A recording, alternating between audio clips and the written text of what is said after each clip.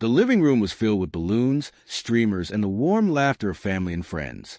Everyone's eyes sparkled as the birthday cake candles flickered, waiting for man of the hour to arrive.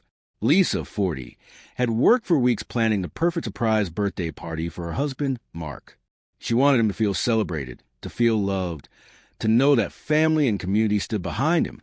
But when he walked in, his smile didn't quite match the excitement in the room. Still, everyone clapped and shouted, "Surprise!" As the night went on, the music played and guests enjoyed food, drinks, and chatter.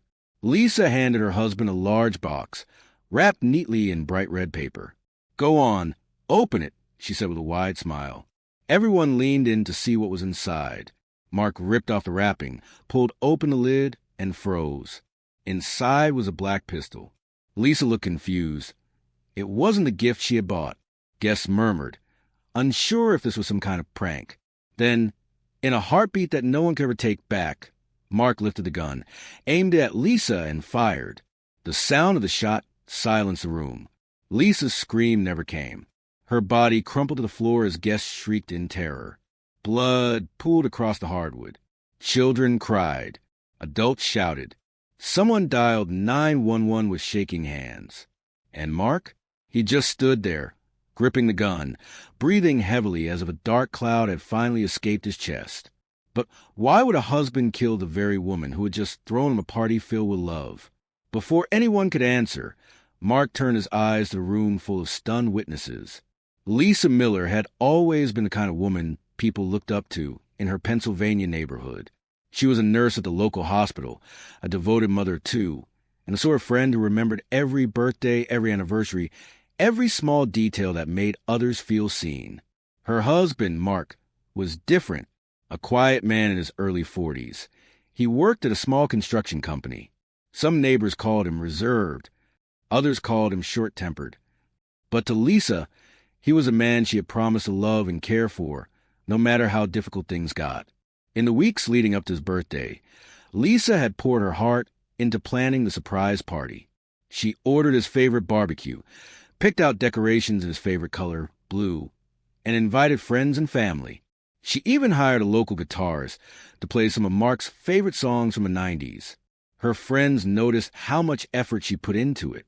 "Lisa, you're spoiling him," one coworker teased. Lisa just laughed. "He deserves it. He's had a rough year, and I want him to feel special." But behind Lisa's bright smile, cracks were forming. Arguments between her and Mark had grown sharper. He had started drinking more, isolating himself. Sometimes he snapped at her in public, leaving her embarrassed. But Lisa kept brushing it off. Marriage is hard work, she told herself. He just needs love and patience. On the day of the party, everything seemed perfect. The guests arrived, whispering with excitement as they waited for Mark to walk through the door. Lisa's children helped arrange the cake and candles. For a moment, the house buzzed with joy. But no one knew that by the end of the night, that joy would shatter into horror. When Mark finally walked in and everyone shouted surprise, he didn't smile. Not really. He looked tense, his jaw tight, his eyes scanning the room like he was out of place in his own home.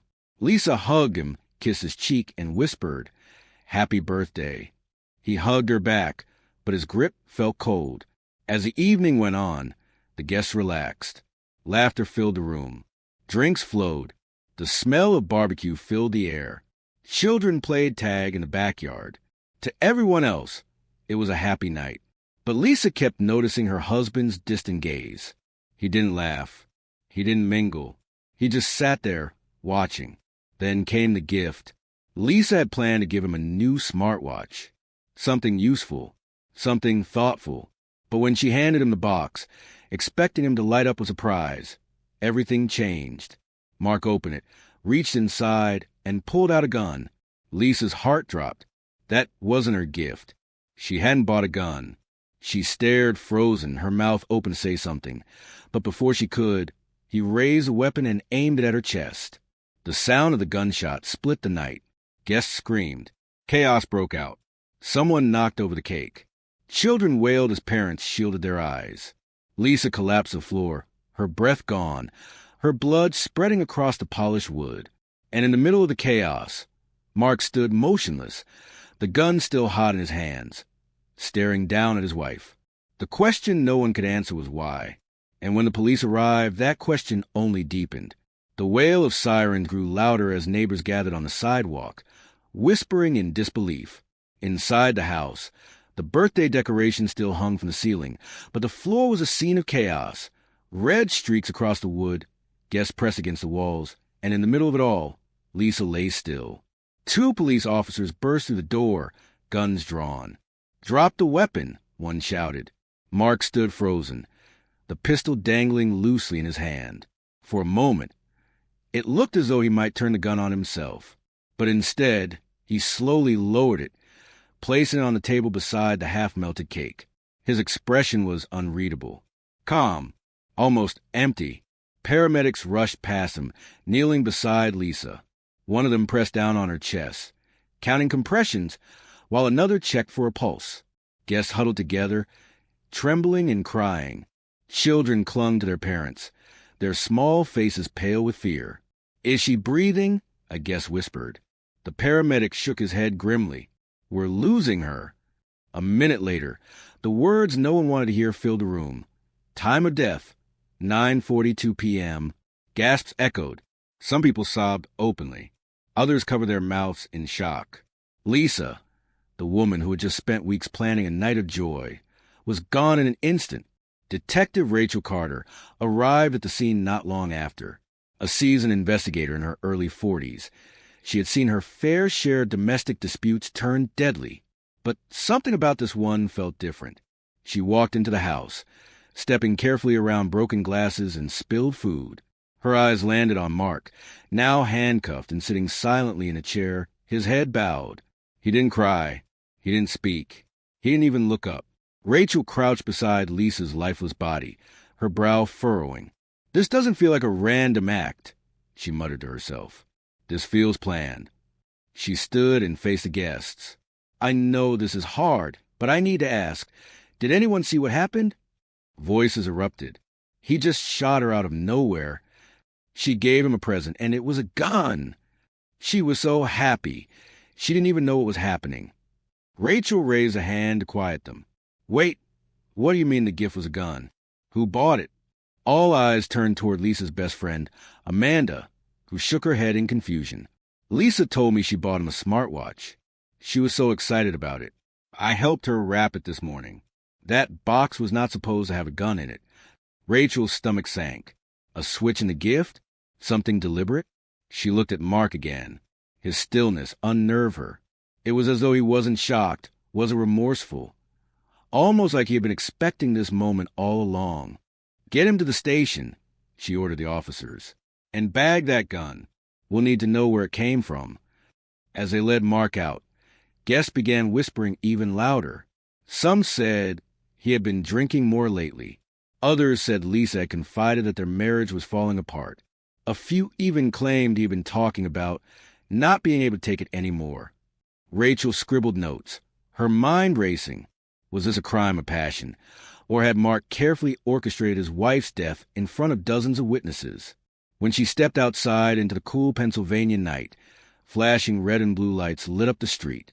Reporters were already arriving, neighbors craning their necks to see. Rachel knew this case was about to become a media storm, but for her, it was more than that. As she watched Lisa's body being wheeled out on a stretcher, Rachel thought of her own younger sister, who had once escaped an abusive marriage. She clenched her jaw. This wasn't going to be just another case. For her, it was personal. And as she headed back inside to collect more evidence, she couldn't shake the feeling that what had happened in that house was only the beginning. Because if the gun wasn't Lisa's gift, then who had made sure Mark received it, and why? Detective Rachel Carter sat in the small, dimly lit interrogation room across from Mark. He was still in the same clothes from a night before, blue button-down jeans and faint specks of blood on his sleeves. His hands rested on the metal table, cuffed, but his face showed no fear, just cold silence. "Mark." Rachel began calmly, sliding a recorder onto the table. "Your wife planned you a surprise birthday party. Everyone saw you unwrap that box, and then you pulled out a gun and shot her. I need you to tell me why." Mark leaned back, his eyes dark and distant. "You think I planned that? You think I want a gun for my birthday?"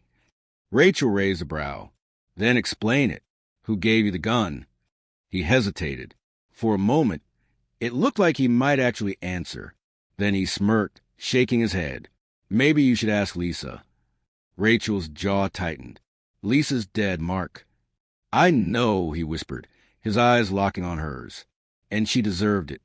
The word sent a chill down Rachel's spine. She slammed her hand on the table. "You just killed the mother of your children, in front of your entire family. Don't sit there and act like you've been wronged." Mark looked away, his lips curling in a twisted half-smile. "You don't know what she did to me." Rachel wanted to press harder, but she could tell he was playing a game. He wasn't going to crack this easily. Back at the crime scene, forensic teams combed through the Miller house. The birthday decorations were still up, balloons deflating in the corners. Officers bagged food, cups, and wrapping paper. And on the dining table, the black pistol sat sealed in an evidence bag. The lab quickly confirmed something troubling. The gun wasn't registered. No paperwork, no legal purchase record. A ghost gun. That meant someone had deliberately put it in his hands. Rachel stood in the evidence room later that afternoon, staring at the sealed bag. If Lisa bought him a smartwatch, then how did this gun end up in a box? She asked aloud. Her partner, Detective James Alvarez, flipped through his notes. "Guess where Lisa bought the watch. We checked her bank records. She ordered one online last week. But when we searched the house," he trailed off. Rachel turned. "Tell me we found it." James shook his head. "No smartwatch anywhere. No package. Nothing." Rachel's stomach twisted. "So someone swapped the gifts." James frowned. "But who? And when?" That living room was packed with people. "Someone had access before the party," Rachel said. "Someone close enough to know where Lisa kept the present." The next day, Rachel met with Amanda, Lisa's best friend. Amanda's eyes were swollen from crying. She was so excited. Amanda said, "She told me she finally found a perfect gift. She thought giving him that watch might help them reconnect." Rachel leaned forward. "Amanda, did Lisa ever talk to you about her marriage? Was Mark violent? Controlling?" Amanda bit her lip, nodding slowly. She didn't like to admit it, but yes, he scared her sometimes. He yelled a lot, slammed doors. A few months ago, she showed up at my house with a bruise on her arm. She swore it was an accident, but I knew better. Rachel scribbled notes. Did she ever say she wanted to leave him? Amanda hesitated. 2 weeks ago, she told me she was thinking about filing for divorce. She said she was tired of walking on eggshells, but she didn't want to ruin his birthday. Rachel froze. Divorce. Motive. She leaned back in her chair, her mind racing. If Mark knew Lisa was planning to leave, it would explain his rage. But the mystery of the gun still hung over her. Because if Mark planned the murder, why do it in front of dozens of witnesses? And if he didn't plan it, then who set this all up? That night, Rachel went home, but her mind refused to rest. She replayed Mark's words. She deserved it.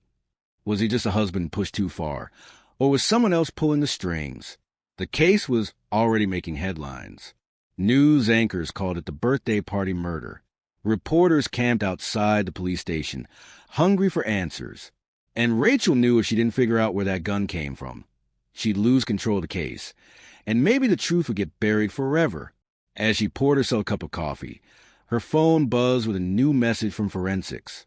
She opened it, her eyes widening at the report. Fingerprints. On the gun, they didn't just belong to Mark.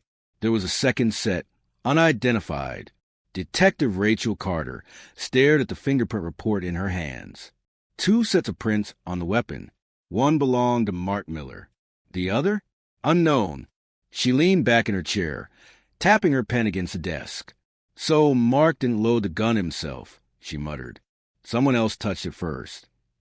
Her partner James looked up, which means we're not just looking at a husband snapping in the moment. We're looking at a setup. Rachel exhaled. Or an accomplice. The next morning, the detectives started knocking on doors. They interviewed neighbors, co-workers, and anyone who had been at the party. Everyone had the same story. Lisa adored Mark. She bent over backwards to make him happy, and the guests never imagined the night would end in bloodshed. But the stories about Mark were different. Some described him as quiet, hard-working, reserved. Others painted a darker picture. A man with a temper, someone who always felt overshadowed by his wife's kindness and popularity. One neighbor lowered his voice as he spoke to Rachel. Mark used to complain that Lisa was controlling, said she made him feel small in his own home. I always thought he was exaggerating, but now, I don't know. Rachel noted it down, but her instincts told her something bigger was at play. That afternoon, she and James visited the construction company where Mark worked. His boss, a wiry man with oil-stained hands, looked uneasy when they asked questions. "Mark's a decent worker," he said, rubbing the back of his neck. "But lately he's been distracted. Showed up late. Took long breaks. I even caught him arguing on the phone in the parking lot a few times." "Arguing with who?" Rachel asked. The boss shook his head. "I don't know, but it wasn't Lisa. His voice was different, sharper." The boss shook his head. "I don't know, but it wasn't Lisa. His voice was different, sharper, like he was talking to someone he couldn't afford to upset." Rachel exchanged a glance with James. "A secret contact?" She pressed further. "Did he mention anything about a gun?" The boss blinked. "A gun? No.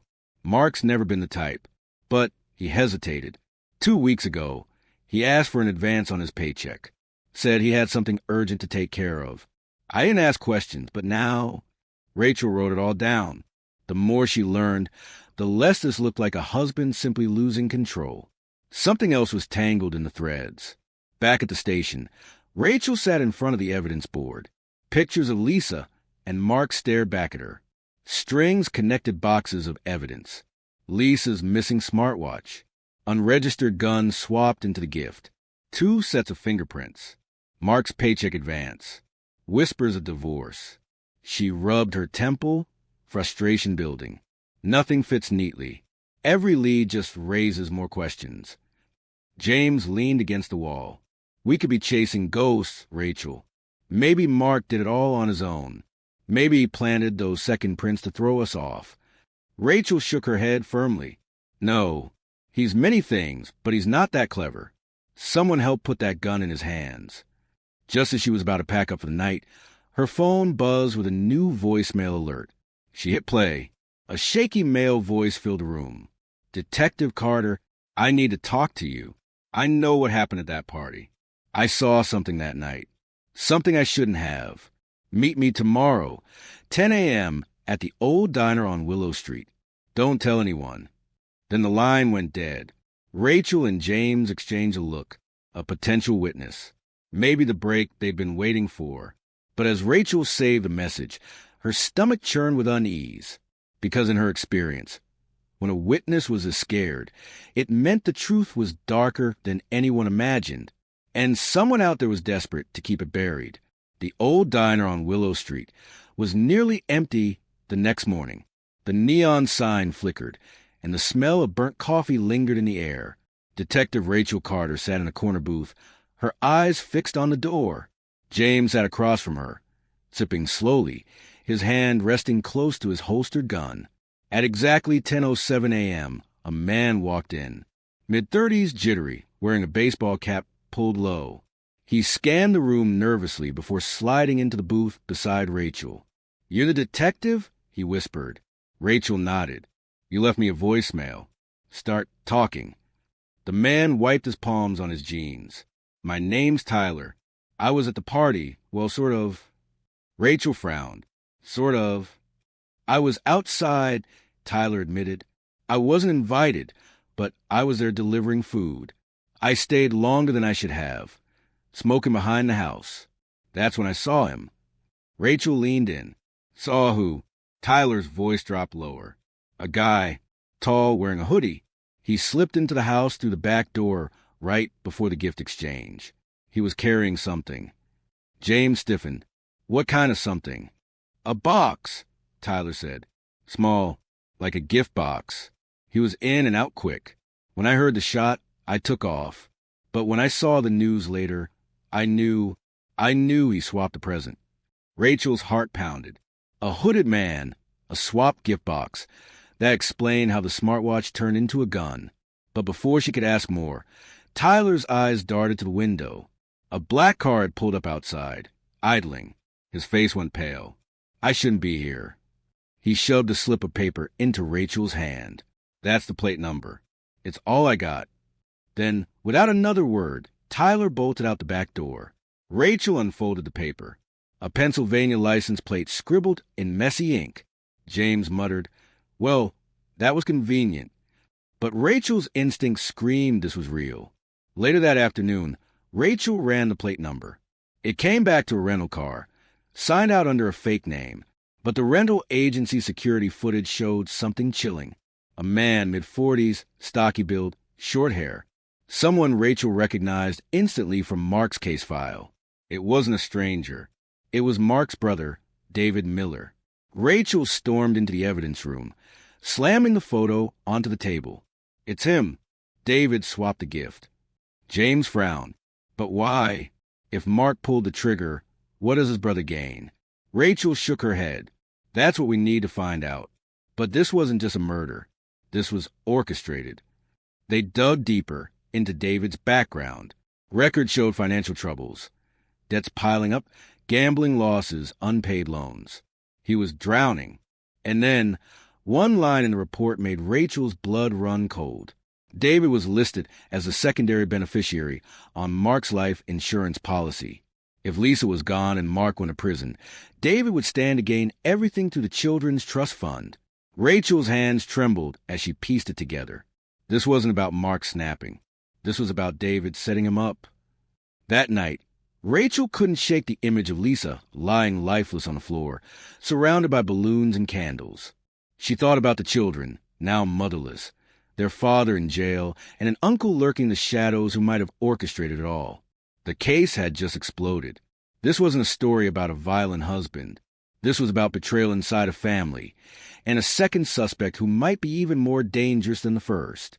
And Rachel knew that if David realized they were onto him, he wouldn't hesitate to kill again. Detective Rachel Carter had barely slept. She kept replaying the discovery. David Miller, the brother, tied to the rental car, the fingerprint on the gun, and the life insurance trail. The pieces fit together too well. But proving it in court? That was another story. The district attorney wasn't convinced. "Rachel, we can't build a case on a shaky witness who claims he saw a guy in a hoodie and a rental car receipt. We need hard evidence. Otherwise, it just looks like Mark pulled the trigger and nothing more." Rachel clenched her fists. Hard evidence?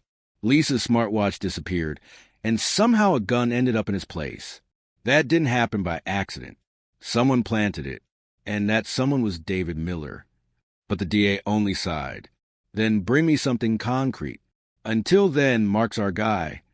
That afternoon, Rachel and James drove to David Miller's house.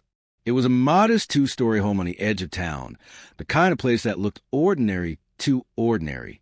David answered the door, wearing grease-stained jeans, pretending to be surprised. "Detectives," he said smoothly.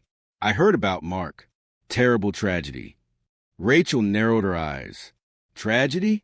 Your brother shot his wife in front of 50 people. You call that a tragedy?" David shrugged. "I don't know what goes on in their marriage. I just know my brother snapped. That's on him, not me." Rachel studied his face. "Calm. Too calm. Where were you the night of the party?" David's lips curved into a faint smile. "At home. Alone. Watching TV." James stepped forward. "Anyone who can confirm that." David shook his head. "Nope. Guess it's just my word. Unless you think I snuck into a party full of witnesses, swapped a gift, and left without anyone noticing." His words dripped with sarcasm, but Rachel caught the flicker in his eyes. He knew they were on to him. Back at the station, the pressure mounted. Reporters demanded answers. The public wanted justice. The DA kept pushing for a fast conviction against Mark. And Rachel? She felt the walls closing in. Even Amanda, Lisa's best friend, called her in tears. "Please don't let this case fall apart, detective. Lisa trusted me with her fears."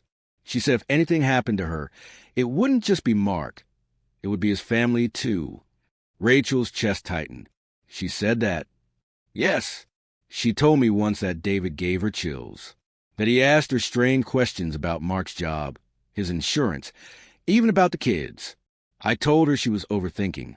But now, Amanda's voice broke. Rachel wrote it all down.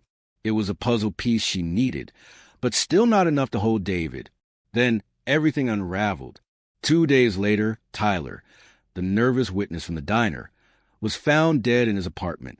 Overdose, the coroner's report said. But Rachel didn't buy it. She stormed into the morgue and stared at the body. No way this was an accident, she muttered. Tyler was silenced. James looked grim. If David's willing to kill a witness, then Rachel, you're next on his list. The warning hit her like ice. For the first time, Rachel questioned herself. What if she couldn't solve this? What if David slipped through her fingers, leaving Mark convicted while the real mastermind walked free? That night, Rachel sat alone in her car, parked outside her dark apartment. Rain streaked the windshield, and her reflection stared back at her, a tired, haunted detective who was dangerously close to failing. For the first time in years, doubt crushed her chest. This was her lowest point, and she knew if she didn't find a way to turn the case around, David Miller would win. Detective Rachel Carter woke the next morning with a pit in her stomach. Tyler, the one man brave enough to come forward, was dead. The DA still wanted to pin everything on Mark. And David, he was walking free, smug and untouchable. She sat at her desk staring at the evidence board, its strings and photos like a spider web mocking her. Lisa's photo sat in the middle, smiling brightly in a world that no longer existed. Rachel whispered, I'm not letting them bury you, Lisa. Not like this. Then her eyes shifted to a corner of the board. The missing smartwatch. It was the one piece no one had found. And in that moment, Rachel realized it wasn't just missing. It was hidden. Rachel pulled the order of records again. Lisa had ordered the watch online. It was shipped to her house 3 days before the party. Delivery confirmed. So where had it gone? She called the delivery service, demanding GPS logs from the driver. After some resistance, they handed them over. Rachel scrolled through the route until her heart skipped. The package had been signed for, not by Lisa, but by David Miller. Within hours, Rachel and James were tearing apart David's house under a new warrant. They searched drawers, closets, the garage. Nothing. Then Rachel spotted a heavy toolbox in the corner. She pried it open, and there it was, the smartwatch, still in its sleek box, tucked under wrenches and nails. Her pulse thundered. Proof. David had stolen Lisa's gift and swapped it for the gun. Got you, she whispered. But David wasn't going down quietly. That night, as Rachel was leaving the station, she noticed headlights in her rearview mirror. A black SUV followed her for miles. She turned right. It turned right. She sped up. It matched. Her grip tightened on the wheel. She swerved into a gas station parking lot, pulling up under the floodlights. The SUV slowed, lingered, then peeled away into the night. Rachel's heart pounded. She had no doubt it was David's warning. The next morning, she laid out the evidence for the DA. Lisa's purchase of the smartwatch. Delivery records proving David signed for it. The smartwatch recovered in his toolbox. His fingerprints on the murder weapon. The DA's jaw clenched. This changes everything. Rachel slammed her hand on the table. Mark may have pulled the trigger, but David orchestrated the entire setup. He's the one who armed his brother, knowing exactly how it would play out. Finally, the DA nodded. All right, bring him in. But Rachel knew arresting David wouldn't be easy. He was already watching her, already eliminating witnesses. He'd know they were closing in. As she strapped on her holster and prepared to lead the arrest team, her gut twisted. David Miller wasn't the type to surrender quietly. If cornered, he'd fight. And Rachel feared the final confrontation could cost even more lives. Detective Rachel Carter stood outside David Miller's house, rain soaking through her jacket. The arrest team fanned out quietly, weapons ready. Inside, the lights glowed, but the curtains were drawn tight. Rachel's heart pounded. They had him. The fingerprints, the smartwatch, the delivery records. Everything pointed to David as the one who had orchestrated his sister-in-law's death and framed his own brother to take the fall. She took a breath, raised her fist, and pounded on the door. "David Miller. Police. Open up." For a moment, silence. Then the sound of heavy footsteps, quick and deliberate. A shadow crossed behind the curtain. Rachel motioned to her team. "He's running." They burst through the door. The living room was dark, cluttered with empty beer cans and old newspapers. At the far end, David appeared, clutching a shotgun. His face was twisted, not with fear but with rage. "You think you can pin this on me?" he shouted. "You think I'm going down for him?" Rachel raised her weapon. "It's over, David. We have everything we need. Drop it, and we can do this the easy way." David laughed bitterly. "The easy way? My whole life I've been cleaning up after Mark, the golden boy. He had the wife, the kids, the house. And me? Nothing. Always nothing." He swung the shotgun toward Rachel. The officers ducked for cover, shouting. Rachel didn't flinch. Her voice cut through the chaos. "So you killed his wife? You destroyed their family because you were jealous? That's not revenge, David. That's cowardice." David's hand shook. For a split second, his eyes flickered with doubt. But then he snarled, pulling the trigger. Click. Empty. Before he could react, James tackled him to the ground. The shotgun clattered across the floor as officers swarmed in, cuffing David's hands behind his back. Rachel stood over him, her voice steady. "You planned every move. You thought you could manipulate your brother, hide behind his crime, and cash out on their pain. But you forgot one thing. The truth always finds a way out." David spat on the floor, his eyes cold. But it was over.